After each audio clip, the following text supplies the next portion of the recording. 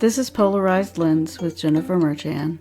Polarized Lens is a podcast that explores life through the filter of bipolar disorder. Created and hosted by a person living with bipolar disorder, its aim is to explore the challenges of that mode of life in this neurotypical world, raise awareness, and help those who want to understand more about bipolar disorder. Episode 2, Bipolar Disorder. So, what is this bipolar disorder thing that I've been going on about? Well, it's a mood disorder that you may know by its retired name, manic depression.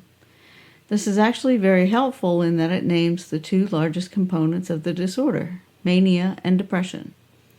There are, in fact, some people who prefer the name manic depression, but the people with the power to do so changed it to bipolar disorder in 1980. This was done in an effort to curb the stigma and abusive language that are associated with manic depression, words like maniac.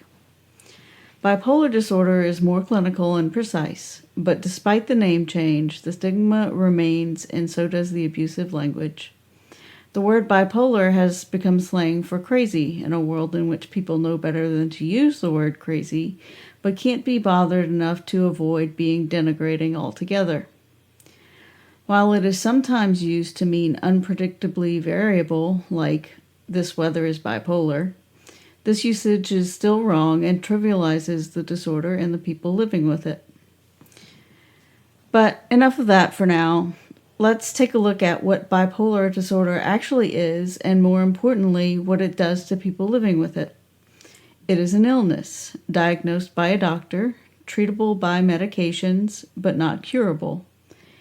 It is a disorder that manifests as alternating elevated and depressed moods. The elevated mood is called mania or hypomania, depending on its severity. The severe depression that those with bipolar disorder experience is called a major depressive episode. As I hinted at in episode 1, the heart of bipolar is mood. Moods are like lenses through which a person experiences the world, and then that person reacts accordingly to what they see. A psychological mood is a sometimes lasting emotional state that affects a person's views, actions, and reactions. But what is mania? And have you ever even heard of hypomania? What makes depression major? Mania isn't just an elevated mood. It's a mood so elevated that it causes the person experiencing the mood to become dysfunctional. They act in ways they wouldn't normally act and believe and do things they might never consider otherwise. Mania even sometimes includes psychotic features. Hypomania, well, hypo is just a prefix that means below. Hypomania is typically shorter and less severe than mania, and it does not include psychotic features. A major depressive episode is defined by the length and severity of the symptoms. The depression itself takes the form of an atypically low mood, loss of interest, changes in sleep, eating too much or too little, slowed movement, difficulty thinking, and thoughts of suicide. This depression must be present for at least 2 weeks continuously to be considered a major depressive episode. Episodes of major depression without mania are sometimes called unipolar depression. Then there's the mixed episode.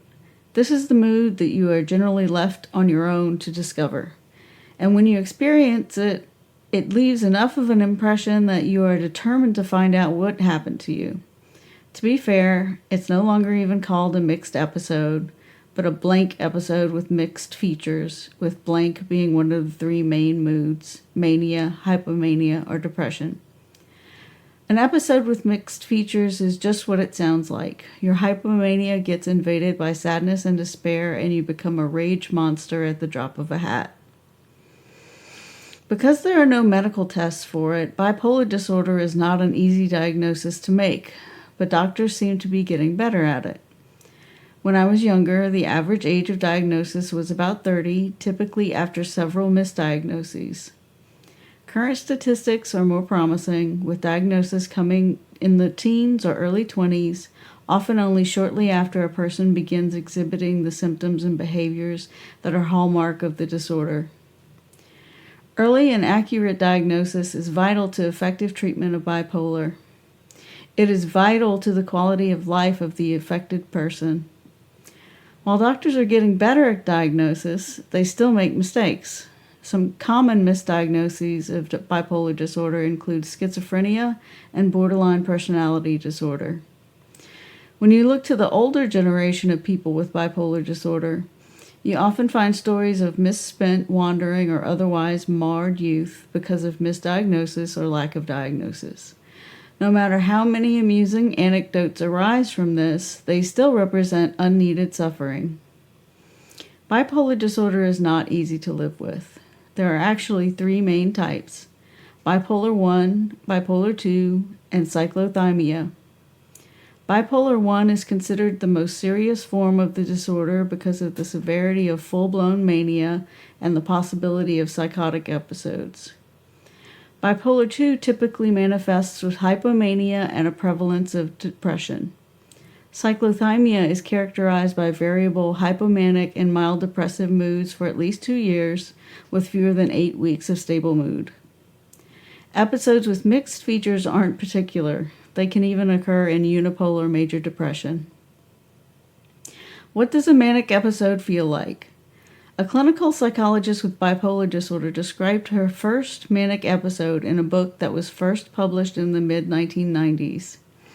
She said that everything seemed so easy and that she felt really great.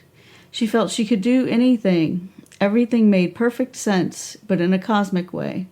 She later falls into delusions and psychosis. What does mania look like from the outside? You might witness speech that is too rapid to follow, and thoughts that, while they make cosmic sense to the speaker, are generally incomprehensible to the listener. A hallmark of mania is insomnia, or at least minimal sleep for extended periods. Someone experiencing a manic episode may appear irritable and agitated. My experience with hypomania is similar, but without the eventual devolution into delusions and psychosis. For me, hypomania has been a happy place of unusually productive serial hobbies marred by spending sprees and obsessions that I slowly lose control of. I had no idea at the time, but I was a senior in high school when I experienced my first hypomanic episode. I started journaling because everything was important. I took ballet because I could do anything. I moved out of the room I shared with my best friend because I couldn't stand the crinkling of her food wrappers when she came back from the vending machine. I wrote terrible poetry I thought was remarkably clever, and I generally felt on top of the world for no good reason.